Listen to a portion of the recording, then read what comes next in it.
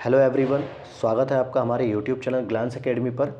आज की इस वीडियो में हम डिस्कशन करेंगे घटना चक्र 2022 में मॉडर्न हिस्ट्री की हम बात कर रहे हैं। इससे पहले की वीडियो में हमने जो है कि मॉडर्न हिस्ट्री के जितने भी शुरुआती चैप्टर हैं उसको हमने कवर किया है। अगर अभी तक आप लोगों ने उस वीडियो को नहीं देखा तो प्लीज़ पहले वो वीडियो ज़रूर देखिएगा, उसके बाद आपको ये वीडियो बहुत अच्छे से समझ में आएगी। ये सारी की सारी क्लासेज आपके UP PCS pre 2023, MP PCS और बिहार पीसीएस, उत्तराखंड पीसीएस के लिए बहुत ही इंपॉर्टेंट सीरीज चलाई जा रही है। घटना चक्र बेहद ही इंपॉर्टेंट पुस्तक है जिसको पढ़ के जाना बहुत ज़रूरी होता है। और अगर अभी तक आपने चैनल पे और भी वीडियोस नहीं देखी तो आप प्लेलिस्ट में जाइए, वहाँ पे मॉडर्न इंडिया मतलब मॉडर्न हिस्ट्री और Indian geography, science, Indian polity, इन सभी की सीरीज जो है कि चलाई जा रही है। चैनल को कर दीजिए अभी से सब्सक्राइब ताकि इसी प्रकार की नोटिफिकेशन अपडेट्स आपको मिलती रहे। शुरू करते हैं आज की हम क्लास को। देखिए, अभी हम पढ़ रहे हैं अन्य जन आंदोलन। अन्य जन आंदोलन में अगर हम देखते हैं क्या क्या पढ़ना है हमें, 1857 के विद्रोह के ठीक बाद बंगाल में नील विद्रोह हुआ जो 1859 से 60 तक चला। सन्यासी विद्रोह हुआ जो 1763 से 1800 तक चला। संथाल विद्रोह जो 1855 से 1856 चला। पावना विद्रोह जो 1873 से 1876 हुआ। नील विद्रोह की शुरुआत बंगाल के नदिया जिले के गोविंदपुर गांव से हुई थी। एक नील उत्पादक के दो भूतपूर्व कर्मचारियों दिगंबर विश्वास और विष्णु विश्वास के नेतृत्व में वहां के किसान एकजुट हुए और उन्होंने नील की खेती करना बंद कर दी, यानी कि विश्वास बंधु जो थे उनके नेतृत्व में। 1860 तक नील आंदोलन नदिया, पावना, खुलना, ढाका, मालदा और दिनाजपुर आदि क्षेत्रों में फैल गया, जबकि नील विद्रोह 1859 से शुरू हुआ था। बंगाल के बुद्धिजीवी वर्ग ने अखबारों में अपने लेखों द्वारा, जनसभाओं के माध्यम से इस विद्रोह के प्रति अपने समर्थन को व्यक्त किया। इसमें हिंदू पैट्रियाट के संपादक जो हरिश्चंद्र मुखर्जी थे, हिंदू पैट्रियाट के, उनकी विशेष भूमिका रही। नील बागान मालिकों, ध्यान दीजिएगा, नील बागान मालिकों का खुला चित्रण या अत्याचारों का खुला चित्रण दीनबंधु मित्र ने अपने नाटक नील दर्पण में किया है। वंदे मातरम गीत बंकिम चंद्र चटर्जी की प्रसिद्ध उपन्यास आनंद मठ से लिया गया है। इस उपन्यास का कथानक सन्यासी विद्रोह पर आधारित है। कौन से विद्रोह पर? सन्यासी विद्रोह। 1896 में कांग्रेस ने के कलकत्ता अधिवेशन में वंदे मातरम को पहली बार गाया गया था। कब गाया गया था? पहली बार 1896 में कलकत्ता अधिवेशन में। अंग्रेजी प्रभुसत्ता को सबसे सुनियोजित और गंभीर चुनौती वहाबी आंदोलन से मिली जो 19वीं शताब्दी के चौथे दशक के 7वें दशक तक चलता रहा। रायबरेली के सैयद अहमद बरेलवी, यहाँ पर जो है कि सैयद अहमद बरेलवी भारत के इस आंदोलन के प्रवर्तक थे। वह अरब के अब्दुल बहाव से प्रभावित थे, परंतु अधिक प्रभाव दिल्ली के एक संत शाह वली उल्लाह था। सैयद अहमद बरेलवी के प्रयत्नों से इस आंदोलन की विचारधारा शीघ्र ही काबुल, उत्तर पश्चिमी सीमा प्रांत, बंगाल, बिहार, मध्य प्रांत आदि में फैल गई थी। कुछ समय के लिए इन्होंने 1830 ईस्वी में पेशावर पर कब्जा भी कर लिया और अपने नाम के सिक्के भी ढलवाए, किंतु अगले ही वर्ष वह बालाकोट की लड़ाई में मारे गए और सैयद अहमद बरेलवी की मृत्यु के बाद पटना इस आंदोलन का केंद्र बन गया। पटना वहाबी आंदोलन का केंद्र बन जाता है। इस अवधि में आंदोलन का नेतृत्व मौलवी कासिम, विलायत अली, इनायत अली, अहमदुल्ला ने किया।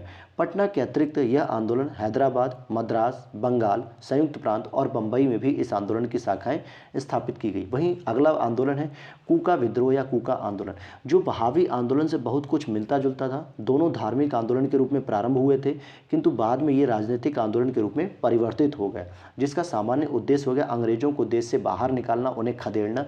कूका आंदोलन पश्चिमी पंजाब में कूका आंदोलन की शुरुआत 1840 के दशक में भगत जवाहर मल द्वारा की गई थी, जिन्हें मुख्यतः सियान साहब के नाम से पुकारा जाता था। तो प्रश्न बनता है कि कूका आंदोलन कहाँ हुआ था? तो कूका आंदोलन आपके पश्चिमी पंजाब में हुआ था। कहाँ पे हुआ था? पश्चिमी पंजाब में। तो कूका आंदोलन का भी धर्म उद्देश्य क्या था? सिख धर्म में प्रचलित बुराइयों और अंधविश्वासों को दूर कर इस धर्म को शुद्ध करना है। 1872 में इस आंदोलन के नेता राम सिंह को रंगून भेज दिया गया या निर्वासित कर दिया गया, जहां इनकी 1885 में मृत्यु हो गई। पागलपंथी नाम से एक अर्ध धार्मिक संप्रदाय था जो उत्तरी बंगाल के करम शाह ने चलाया था। कहाँ पर चलाया गया? ये बंगाल में। करम शाह के पुत्र तथा उत्तराधिकारी टीटू धार्मिक और राजनीतिक उद्देश्यों से प्रेरित थे। उसने जमींदारों के द्वारा मुजारों यानी कि टिनेट्स पर किए गए अत्याचारों के विरुद्ध आंदोलन किया। टिनेट्स मतलब होता है किराएदार, यानी कि किसानों को हम कह सकते हैं। इस पर जो अत्याचार थे उनके विरोध में यह आंदोलन शुरू किया। 1825 में टीटू ने शेरपुर पर अधिकार कर लिया और वहां का राजा बन बैठा। वह इतना शक्तिशाली हो गया कि स्वतंत्र सत्ता का प्रयोग करने लगा। प्रशासन को चलाने के लिए एक न्यायाधीश, एक मजिस्ट्रेट, एक कलेक्टर को नियुक्त किया। फराजी लोग बंगाल के फरीदपुर के हाजी शरीयतुल्लाह द्वारा चलाए गए संप्रदाय के अनुयायी थे, यानी फराजी आंदोलन भी बंगाल से शुरू किया गया था। ये लोग अनेक धार्मिक, सामाजिक, राजनीतिक आमूल परिवर्तनों का प्रतिपादन करते थे। शरीयतुल्लाह के एक पुत्र थे दूदू मियाँ, ठीक है, इन्होंने बंगाल से अंग्रेजों को निकालने की योजना बनाई और यह आंदोलन 1818 से 62 तक चलता रहा। अंत में इस संप्रदाय के अनुयायी वहाबी दल में जाके मिल गए पटना में, और 1805 में वेलेस्ली ने त्रावणकोर यानी केरल के महाराजा को सहायक संधि करने पर विवश किया। महाराजा संधि की शर्तों से अप्रसन्न था यानी कि नाखुश था, इसलिए उसने क्या किया, इसलिए उसने सहायक संधि संबंधी जो कर देने में आनाकानी की, जो टैक्स देने में आनाकानी की। अंग्रेज रेजिडेंट का व्यवहार भी बहुत धृष्टापूर्ण था यानी कि गलत व्यवहार था, जिसके फलस्वरूप दीवान वेलुथम्पी ने विद्रोह कर दिया, जिसको हम वेलुथम्पी विद्रोह कहते हैं, जिसमें नायर बटालियन ने उनका समर्थन किया। प्रारंभिक भारतीय क्रांतिकारियों में अग्रणी वासुदेव बलवंत फड़के थे ने बम्बई प्रेसिडेंसी के रामोसी जनजाति के लोगों को संगठित कर उन्हें प्रशिक्षित लड़ाकू बल में परिवर्तित किया और रामोसी कृषक जत्था की स्थापना की। गडकरी लोग मराठों के किलों में काम करने वाले उनके वंशानुगत कर्मचारी थे। उन्होंने मनमाने ढंग से भू राजस्व की वसूली, मराठा सेना से उन्हें सेवा मुक्त किए जाने और उनकी जमीनों को मामलतदारों की देखरेख के अधीन कर दिए। 1844 में कोल्हापुर में विद्रोह हुआ, जिसे खोद जनजाति के लोग तमिलनाडु से लेकर बंगाल और मध्य भारत तक विस्तृत जो पहाड़ी क्षेत्रों में रहते थे, पहाड़ी क्षेत्र होने के कारण वस्तुतः वह स्वतंत्र थे, लेकिन 1817 से 1856 ईस्वी तक अंग्रेजों के विरुद्ध विद्रोह किया इन्होंने। इस आंदोलन का नेतृत्व युवा राजा के नाम चक्र बिसोई ने किया। युवा राजा के नाम पर चक्र बिसोई ने किया था। विद्रोह के मुख्य कारण ब्रिटिश सरकार द्वारा मानव बलि यानी मरीहा को प्रतिबंधित करने का प्रयास था। तो मरीहा क्या होती है, मानव की बलि देना होता है। आगे देखते हम लोग, इंपॉर्टेंट आता है आपका छोटा नागपुर क्षेत्र में कोल विद्रोह का नेतृत्व 1831-32 में जो है कि बुद्धो भगत या बुद्धो ताना भगत के द्वारा किया गया। यह विद्रोह रुक कर 1848 ईस्वी तक चलता रहा और अंततः इसे सरकार द्वारा कुचल दिया गया। 1857 के पूर्व प्रमुख विद्रोहों का क्रम कुछ इस प्रकार है, आइए जरा हम इसको देख लेते हैं। जैसे 1857 के पूर्व के प्रमुख विद्रोह कौन थे? बंगाल का सिपाही विद्रोह 1764 में, जिसमें हेक्टर मुनरो की एक बटालियन बक्सर की रणभूमि से मीर कासिम से जा मिली, और वेल्लोर का सिपाही विद्रोह दूसरा 1806, कच्छ का विद्रोह 1819 से 31, कोल विद्रोह 1831 से 32 और संथाल विद्रोह 1855 से 56। इसके बाद हम देखते हैं कि जो कोल विद्रोह था वो बहुत ही महत्वपूर्ण था। संथाल विद्रोह 1855-56 का संथाल विद्रोह एक प्रसिद्ध आदिवासी विद्रोह था, जिसमें मूलभूत आदिवासी आवेग और ब्रिटिश शासन के पूर्ण तिरस्कार जैसी भावनाओं को देखने को मिलती है। भागलपुर से राजमहल के बीच का क्षेत्र, जो कि दामन एकोह के नाम से जाना जाता था, में यह मूलतः जो है कि विद्रोह मूलतः आर्थिक कारणों से शुरू हुआ था। साहूकारों और औपनिवेशिक प्रशासक दोनों ही उनका शोषण कर रहे थे। दीकुओं यानी कि जिसे वो बाहरी लोगों को दीकू कहते थे, एवं व्यापारियों ने संथालों द्वारा लिए गए ऋणों पर 50 से लेकर 500% तक ब्याज वसूला। सोचिए, आज हम लोग बैंक से लोन लेने जाते हैं तो 10% भी हम लोगों को बहुत हैवी लगता है, लेकिन यहाँ तो इतना अधिक वसूला जा रहा था। इसीलिए इस विद्रोह के नेता जो है कि सिद्धू, कानू, चांद और भैरव चारों भाई थे संथाल विद्रोह के। सीधो ने अधिकारियों से कहा था, ठाकुर जी ने मुझे आदेश देते हुए कहा है कि यह देश साहबों का नहीं है, ठाकुर जी खुद हमारी तरफ से लड़ेंगे। इस तरह आप साहब लोग और सिपाही लोग खुद ठाकुर जी से लड़ोगे। तो ये एक तरीके से अंधविश्वास को दिखाया जा रहा था। वहीं 1855 ईस्वी में संथालों ने भागलपुर क्षेत्र के भगनी-डी तालुके में विद्रोह कर दिया। कहाँ विद्रोह कर दिया? यहाँ पर। संथाल विद्रोह को दबाने के लिए मेजर बारो के नेतृत्व में एक सेना भेजी गई। किसके नेतृत्व में? मेजर बारो के, और जिसे संथालों ने हरा दिया था। भील विद्रोह की बात करेंगे तो भीलों की आदिम जाति पश्चिमी तट के खाना बदोश में रहती थी। 1818 से 31 तक इन लोगों ने अपने नए स्वामी अंग्रेजों के विरुद्ध विद्रोह कर दिया, और कंपनी के अधिकारियों का कथन था कि इस विद्रोह को पेशवा बाजीराव द्वितीय और उसके प्रतिनिधि त्र्यंबकम दागलिया ने प्रोत्साहित किया था। तो इस तरीके से इस पर आरोप लगाए गए थे। वहीं अगर आप देखेंगे कि रंपा विद्रोह आंध्र प्रदेश के गोदावरी जिले के उत्तर में स्थित रंपा पहाड़ी क्षेत्र में हुआ। तो रंपा विद्रोह आंध्र प्रदेश में हुआ, जहाँ आदिवासियों का यह विद्रोह साहूकारों के शोषण और वन कानूनों के विरुद्ध में था। और इसके बाद अगर आप देखते हैं इन्हीं तरीके से आगे बढ़ते हुए कि देखिए, मुंडा आदिवासी जो सबसे इंपॉर्टेंट है, मुंडा आदिवासियों का विद्रोह 1899 से 1900 ईस्वी के बीच में था। इसका नेतृत्व बिरसा मुंडा ने किया।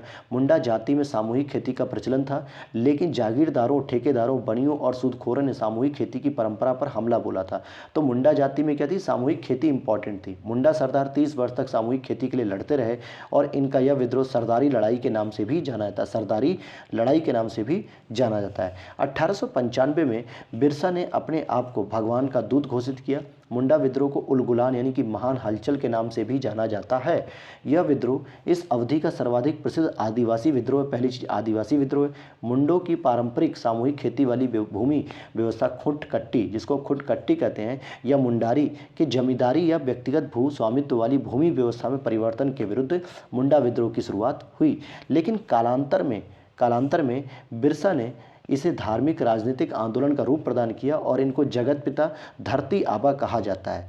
और उसने कहा कि दीकुओं यानी कि गैर आदिवासियों से हमारी लड़ाई होगी और उनके खून से जमीन इस तरह लाल होगी जैसे लाल झंडा जो है कि होता है। तो ये सारी चीज़ें वो जो है कि बोलते थे। बिरसा ने अनेक देवताओं यानी कि बोंगा की पूजा को छोड़कर अनेक अनुयायियों से एक ईश्वर यानी कि सिंह बोंगा की पूजा करने का आह्वान किया। ठक्कर भापा ने जनजातीय आंदोलन या जनजातीय लोगों के संबंध में आदिवासी शब्द का प्रयोग किया और ये हरिजन सेवक संघ के महासचिव थे। इन्होंने आदिवासी शब्द का प्रयोग किया जनजातियों के लिए और ये हरिजन सेवक संघ के जो है कि महासचिव थे। इसी तरह आप देखें खैरवार आदिवासी आंदोलन भागीरथ मांझी के नेतृत्व में 1874 में शुरू हुआ था।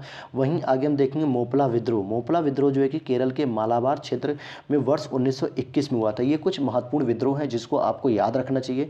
यहाँ पर काश्तकार अधिकतर बटाईदार मुसलमान थे और जमींदार अधिकतर हिंदू। तो यहाँ पर इन्होंने सांप्रदायिक रंग दे दिया और यह आंदोलन जमींदारों के शोषण के खिलाफ था। अहोम विद्रोह 1828 ईस्वी में प्रारंभ किया गया था। इसके नेता गोमधर कुंवर साहब थे।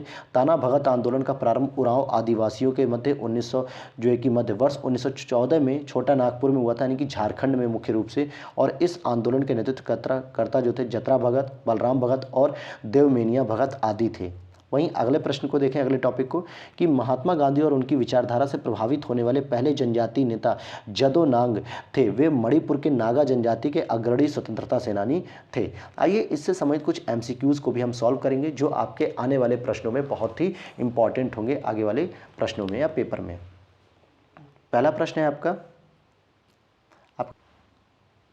क्वेश्चन नंबर 1 है 1857 के विद्रोह के ठीक बाद बंगाल में निम्नलिखित में से कौन सा विप्लव हुआ। तो 1857 के बाद तुरंत जो है कि नील विद्रोह हुआ था। कौन सा हुआ था? नील विद्रोह। कब हुआ था? आइए देखते हैं यहाँ पे कि नील विद्रोह 1859 से 60 में हुआ। सन्यासी विद्रोह 1763 से 1800 में हुआ। संथाल विद्रोह 1855 से 56, ये तो 1857 की क्रांति से पहले ही हो गया था। और पावना विद्रोह 1873 से 76 तक हुआ था, ये तो बहुत लेट में हुआ था।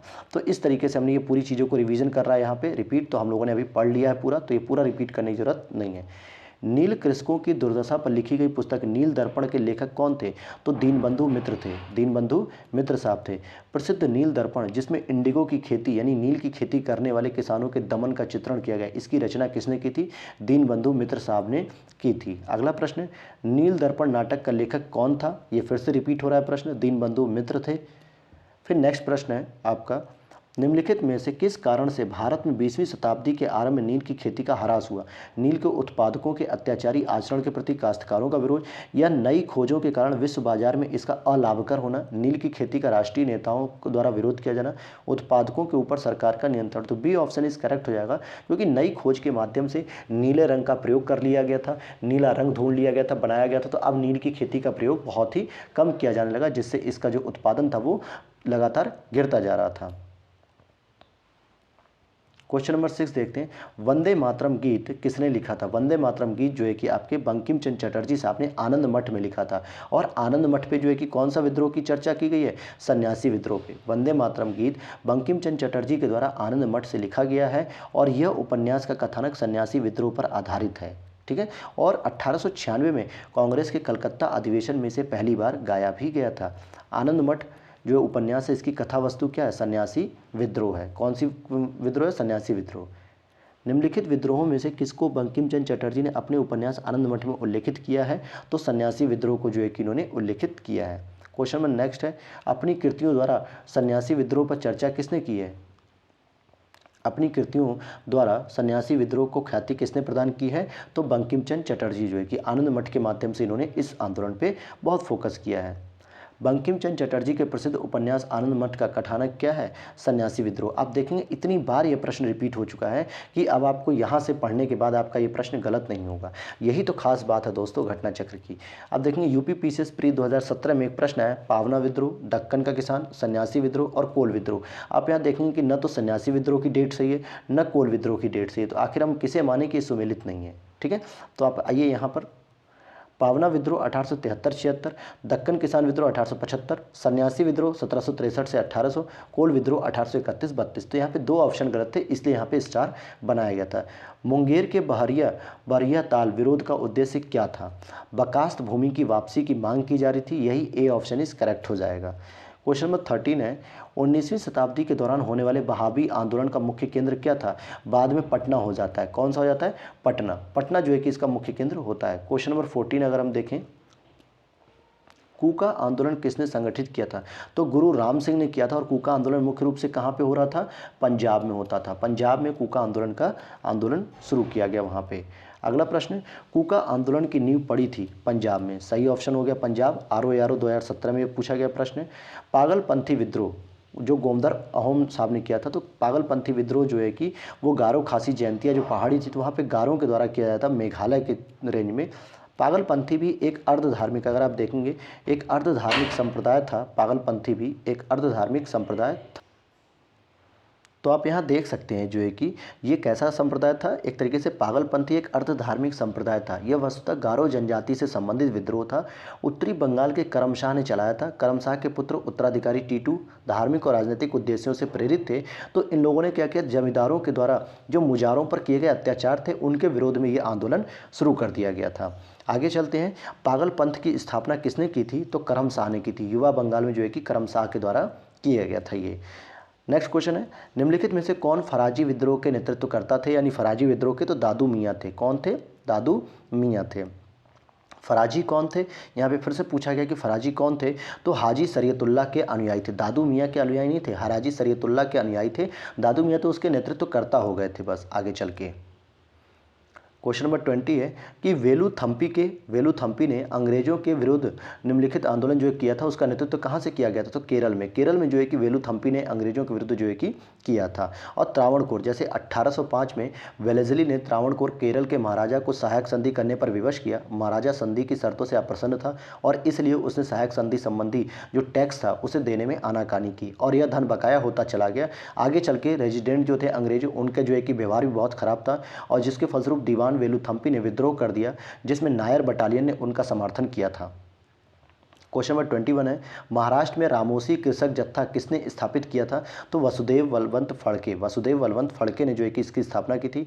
रामोसी विद्रोह सही रूप में किस भौगोलिक इलाके समय था? तो पश्चिमी घाट, क्योंकि महाराष्ट्र आपका कहाँ आता है? पश्चिमी घाट में आता है। और ये पश्चिमी घाट, पूर्वी घाट क्या होते हैं, कौन से राज्य आते हैं? अगर आपको इनकी जानकारी नहीं है तो आप इंडियन ज्योग्राफी की हमारी सीरीज़ को देख सकते हैं, जो बहुत ही अच्छी तरीके से चलाई जा रही है। क्वेश्चन नंबर 23 है, निम्नलिखित में से कौन सा स्थान गडकरी विद्रोह का केंद्र था? तो गडकरी विद्रोह जो है कि कोल्हापुर में शुरू किया गया था। कहाँ पे शुरू किया गया था? कोल्हापुर में शुरू किया गया था। अगला प्रश्न आप देखेंगे, क्वेश्चन नंबर 24 है, मानव बलि प्रथा का निषेध करने के कारण अंग्रेजों के विरुद्ध विद्रोह करने वाली जनजाति का नाम क्या था? खोंड।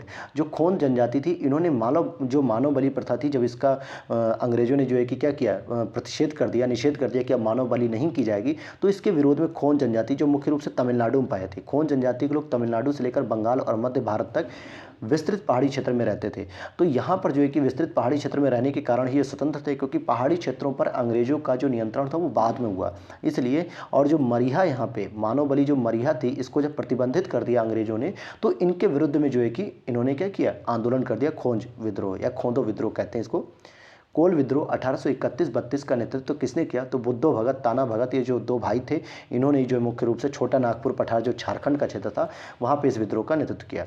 1831 के बुद्धो भगत के नेतृत्व में कोल विद्रोह किस क्षेत्र में शुरू होता है? तो भाई अभी हमने बताया कि जो है कि सिंहभूम यानी कि झारखंड का क्षेत्र है, वहाँ पे इसकी शुरुआत होती है और बीपीएससी प्री 2020 का यह प्रश्न पूछा गया है। तो दोस्तों आज की वीडियो में हम यहीं तक रुकेंगे। आगे हम इसके अन्य जन आंदोलन में जो भी इसमें इंपॉर्टेंट MCQs है बचे हुए 40 से 50, हम उसको कल की वीडियो में जो है कि अपलोड करेंगे। कल की वीडियो में हम उसको डिस्कस करेंगे। मिलते हैं नेक्स्ट वीडियो में। Thanks for watching.